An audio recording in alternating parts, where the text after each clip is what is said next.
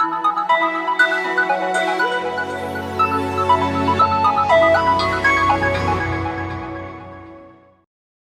ready. 5 seconds.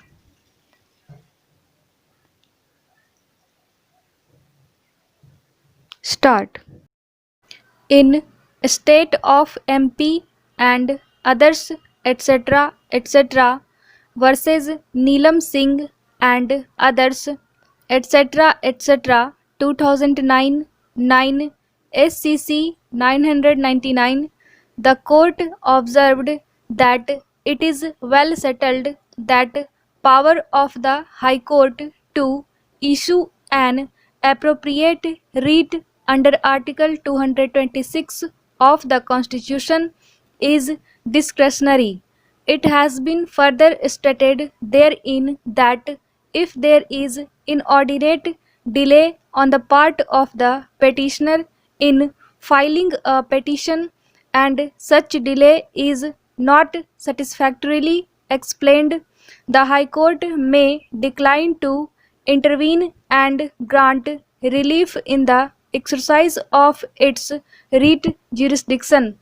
Emphasis was laid on the principle of delay and lasses, stating that resort to the extraordinary remedy under the writ jurisdiction at a belated stage is likely to cause confusion and public inconvenience and bring in injustice. Thus, the doctrine of delay and laches should not be lightly brushed aside. A writ court is required to weigh the explanation offered and the acceptability of the same. The court should bear in mind that it is exercising an extraordinary and equitable jurisdiction. As a constitutional court, it has a duty to protect the rights of the citizens, but simultaneously it is to keep itself alive to the primary principle that when an aggrieved person without adequate reason approaches the court at his own leisure or pleasure, the court would be under legal obligation to scrutinize whether the lease at a belated stage should be entertained or not. Be it noted, delay comes in the way of equity. In certain circumstances, delay and lashes may not be fatal, but in most circumstances, inordinate delay would only invite disaster for the litigant who knocks at the doors of the court. Delay reflects inactivity and inaction on the part of a litigant who has forgotten the basic norms. In the case at hand, though there has been 4 years delay in approaching the court, yet the writ court choose not to address the same. It is the duty of the court to scrutinize whether such enormous delay is to be ignored without any jurisdiction.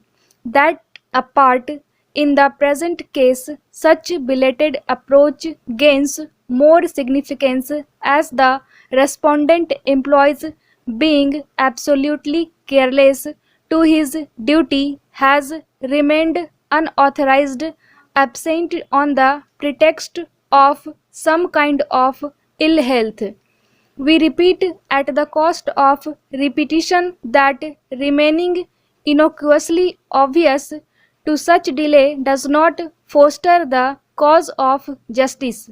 Such delay may have impact on others' ripened rights and may unnecessarily drag others into litigation.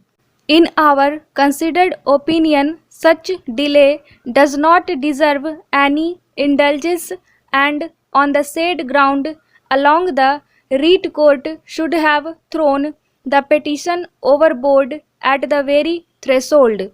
Having dealt with the doctrine of delay and laches, we shall presently proceed to deal with the doctrine of proportionately, which has been taken recourse to by the High Court regard being had to the obtaining factual matrix.